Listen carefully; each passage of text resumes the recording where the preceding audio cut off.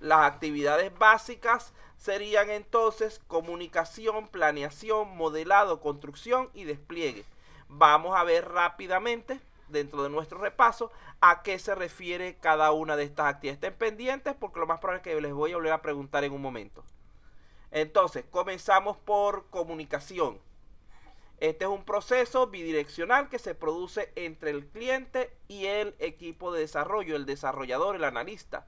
Esta actividad consiste en el intercambio de información entre el cliente y el desarrollador, a fin de establecer en forma clara y precisa las características, es decir, los requerimientos y funcionalidades que deberían ser cumplidos por el sistema, expresados habitualmente en el lenguaje natural del cliente o usuario.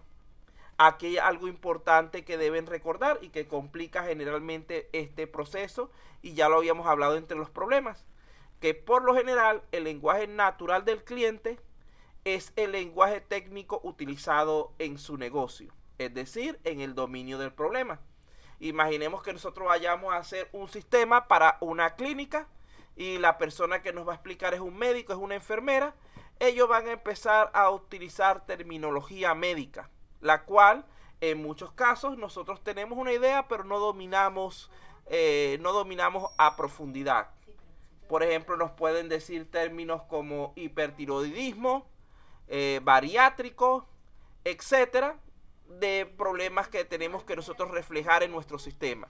¿Qué pasa? Que nosotros en ese punto tenemos que ponernos a conversar bien con ese cliente para que él nos explique qué significa cada uno de estos elementos. Si nosotros no entendemos lo que el cliente nos esté diciendo, es muy poco probable que logremos resolver sus problemas. Además, recuerden que se requiere entonces de una alta participación del usuario en el proceso de identificación y validación de los requerimientos, para poder garantizar que estos sean los correctos y cubran sus necesidades. Recuerden que deseos y necesidades no es lo mismo. El querer no es lo mismo que el amar, como dice cuando están hablando de pareja. Los deseos son temporales, pasajeros. Son cuestiones que puede que se le ocurran al momento y al final de cuentas no les sirvan para nada. Mientras que las necesidades son por lo general perennes, tienen una larga duración y se van repitiendo con el tiempo. Esto es lo que realmente debemos nosotros determinar en nuestro sistema. Cuáles son las necesidades reales del cliente, no cuáles son sus deseos.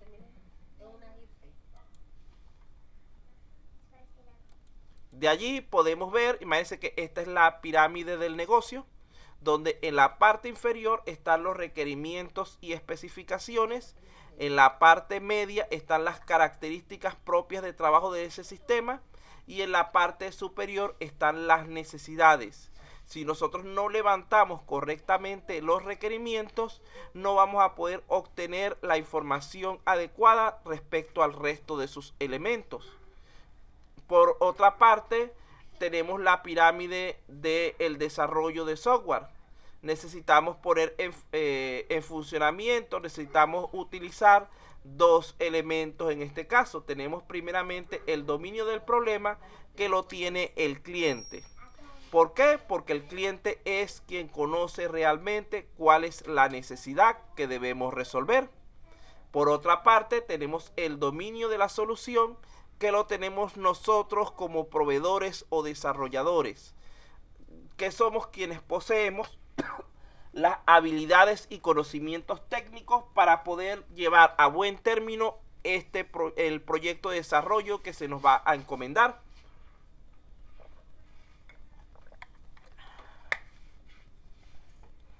Bueno, continuamos entonces.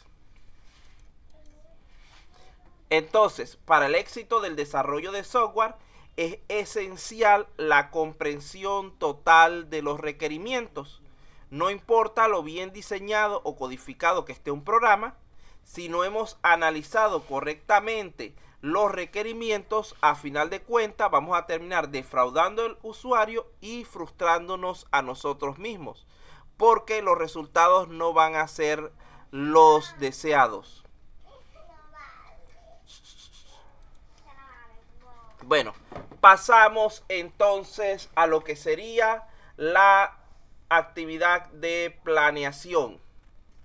Fíjense lo siguiente, cuando hablamos de planeación, estamos hablando de usar la información obtenida en el proceso de comunicación para convertir los requerimientos del usuario del lenguaje natural al lenguaje técnico, es decir, en especificaciones válidas para la construcción del sistema.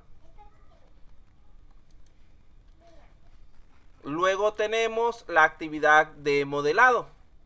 En esta actividad lo que hacemos es, utilizando la información de las dos actividades anteriores, es decir, de comunicación y planeación, generar los modelos correspondientes, tales como diagramas, etcétera, basados en normas y estándares, digamos que de amplia aplicación, validados correctamente, como por ejemplo el UML. La cuarta fase es la de construcción, que es aquella donde convertimos ese conjunto de elementos que hemos obtenido anteriormente a código fuente, es decir, donde realmente creamos la aplicación, ya que allí es donde la codificamos, utilizando algún lenguaje de programación específico como C, ADA, PHP, etc., para así generar prototipos y la versión final del programa. Es aquí donde habitualmente el cliente puede comenzar a probar el sistema. Si se fijan, entre las 4 actividades que hemos ido realizando anteriormente, lo que se está produciendo son cambios de lenguaje. En la primera actividad pasaba del lenguaje natural del cliente al lenguaje técnico del equipo de desarrollo. En la segunda pasábamos del lenguaje técnico a lenguaje gráfico, es decir, a diagramas, esquemas, etc. En la cuarta actividad estamos pasando de ese lenguaje gráfico que habíamos utilizado para construir elementos a un lenguaje de programación, es decir, a un lenguaje que pueda ser entendido por el computador. Y eso es lo que se hace básicamente durante esas etapas, ir convirtiendo los elementos que vamos generando entre diversos lenguajes a fin de llegar al producto deseado. La última actividad es la de despliegue.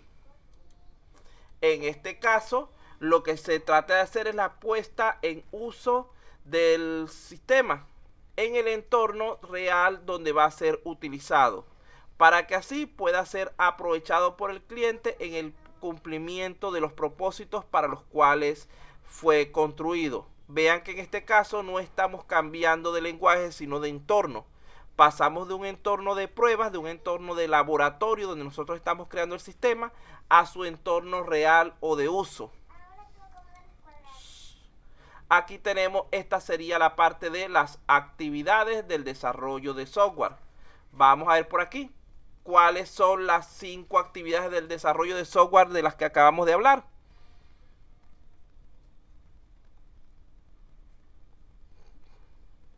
Con que me escriban 5 personas diferentes, una cada uno, estamos finos. Díganme 5 actividades que acabamos de hablar del desarrollo de software. Comunicación, modelado, comunicación, van 2, comunicación y modelado. Despliegue, planeación, falta una. Comunicación, modelado, planeación, despliegue. Ya, ahí tenemos todas. Creo que vi por ahí en algún lado planeación, que casi no lo he escrito, pero la pusieron juntas. Repetimos entonces las 5 actividades. Comunicación, obtenemos los requerimientos. Planeación, los convertimos en especificaciones. Modelado, generamos los diagramas pertinentes. Construcción, hacemos la codificación del sistema, iniciamos las pruebas. Y despliegue lo llevamos al entorno de trabajo donde se hacen las pruebas finales o de aceptación. Entonces esas son las 5 actividades del desarrollo de software. Ahora vamos a hablar de los flujos que se pueden producir en este proceso.